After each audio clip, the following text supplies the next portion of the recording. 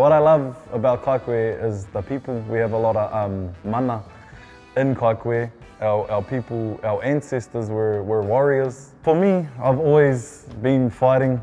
It's the loneliest sport in the world, and a lot of people don't make it out of it. But we do it because we love it. Yeah, a part of that is hard.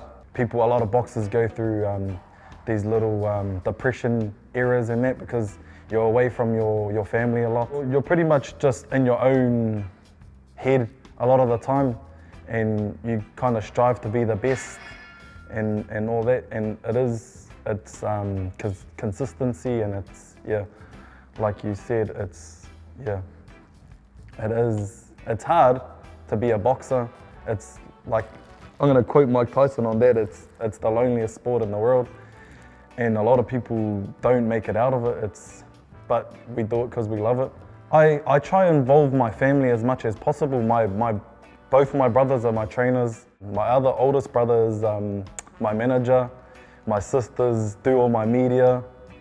My wife, she's bloody cooking my food. She's massaging me and all this stuff. And yeah, I try to involve my family as much as possible. Whānau is everything. I'm trying to kind of put my family in a better position, but also, yeah, they are the most important thing for me, physically, spiritually, mentally. Like, I can't really do anything without them. So just reflecting on this year, something really cool is that others younger than me are looking up to me, thinking that I'm gonna go far.